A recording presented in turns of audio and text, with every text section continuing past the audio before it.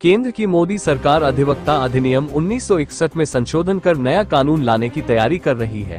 सरकार ने इसके लिए अधिवक्ता संशोधन बिल 2025 का ड्राफ्ट तैयार कर लिया है। इस पर वरिष्ठ अधिवक्ता काजी जुबैर एडवोकेट ने अधिवक्ता संशोधन बिल 2025 को बिल को अधिवक्ताओं पर सरकार द्वारा लगाम लगाने की साजिश बताते हुए कहा। साहब, केंद्र की मोदी सरकार अधिवक्ता संशोधन बिल 2025 लेकर आ रही है और अधिवक्ता बिल जो है 1961 उसमें तरमीम कर रही है। ये क्या मामला है? देखिए, मेरा जाती तौर पे मानना ये है कि इस वक्त देश जो है वो तमाम तरह के संक्रमण काल के दौर से गुजर रहा है। राजनैतिक दलों ने, जिसमें विशेष रूप से सत्ताधारी राजनीतिक दल का रोल उल्लेखनीय है, उन्होंने देश के तमाम संवैधानिक संस्थाओं के ऊपर जिस तरह से कब्जा कर लिया है और जिस तरह से काबिज हो गई हैं, वो चीज आप मुझसे बेहतर समझते और जानते हैं, पूरा देश जानता है।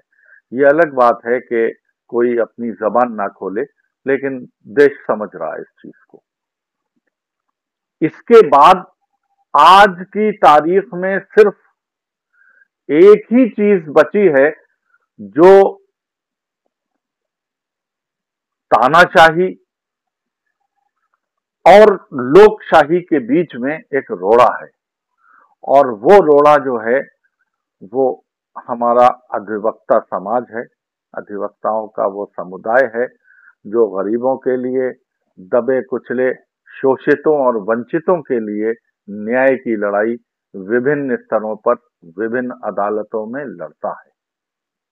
और जाहिर है कि ज्यादातर लड़ाई जो होती है वो सत्ता पक्ष के खिलाफ होती है, सरकारों के खिलाफ होती है। सरकारों को ये चीज पसंद नहीं है और मौजूदा दौर की सियासत और मौजूदा दौर के जो सरकारें हैं वो अपने खिलाफ उठने वाली हर आवाज को दबा देना चाहते हैं।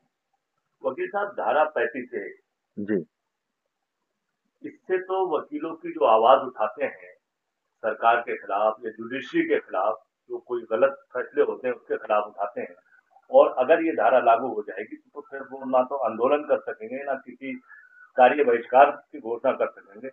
इस पर क्या आपकी राय है? देखिए, ये धारा 35A और इसके अलावा जो चीजें और हैं इसमें, वो हमारे बुनियादी उसूलों के, बुनियादी हुकूक के खिलाफ हैं, अधिवक्ता समुदाय के संवैधानिक अधिकारों के खिलाफ हैं। और चूंकि जब सरकार संविधान को ही उचित सम्मान नहीं दे पा रही है, उचित तवज्जो नहीं दे पा रही है, तो संविधान में जिन अधिकारों की रक्षा की बात की गई है, फिर उन अधिकारों पे सरकार कहां संजीदा हो सकती है। वही वकील साहब, एक प्रावधान ये है कि धारा 3 के अंतर्गत वकीलों पर जुर्माना लगाने की भी कवायद होगी। जी, ये तो बिल्कुल गलत है। हमारे पास दो पक्ष आते हैं, किसी भी वकील के पास दो पक्ष आएंगे अपना अपना केस लेके। हमारा काम ये है कि हम उनकी बात को, उनकी केस को कानूनी दायरे में प्रॉपर फोरम के सामने रखें, अदालत के सामने रखें।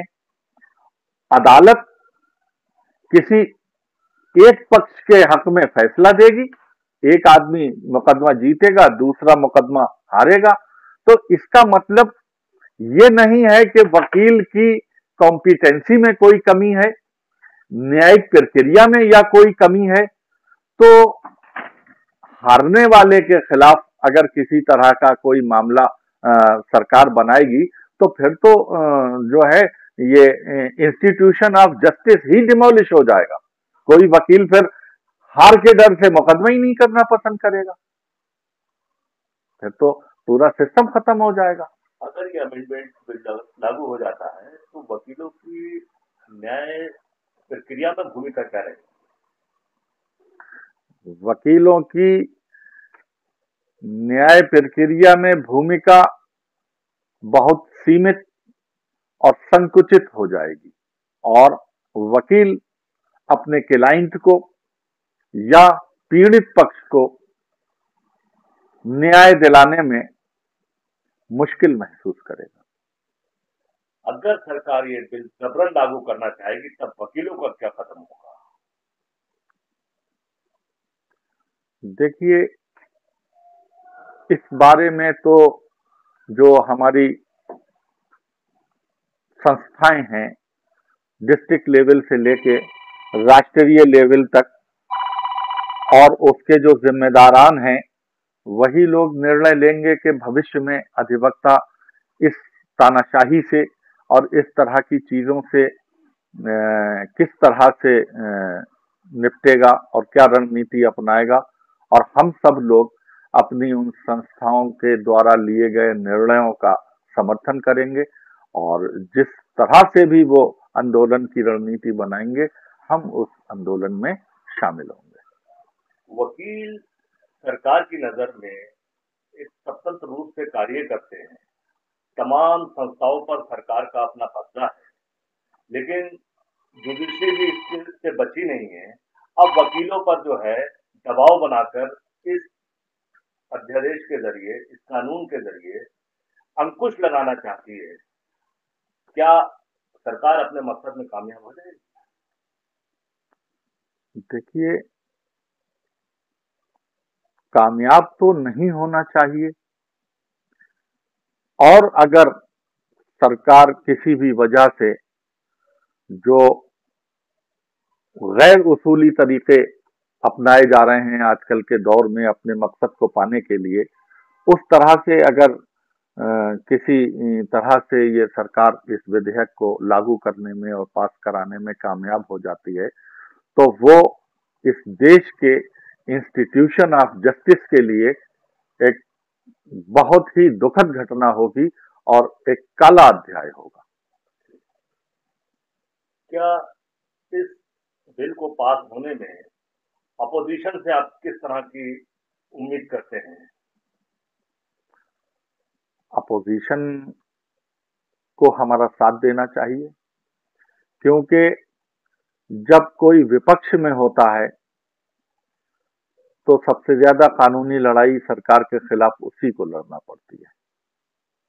आज देखें, जो एक ट्रेंड चला है, जिस तरह से अपोजिशन के लीडरान को या सरकार के खिलाफ बोलने वालों को, सरकार की नीतियों की आलोचना करने वालों को जिस तरह से टारगेट किया जाता है, तो उसमें उनकी लड़ाई लड़ने में अधिवक्ता समाज का बहुत बड़ा योगदान रहता है। और जिस दिन वो समाज खत्म हो गया, वो समाज कमजोर हो गया, उस दिन अपोजिशन भी खत्म हो जाएगा और अपोजिशन को कोई बचाने वाला इस देश में नहीं होगा। Thank you.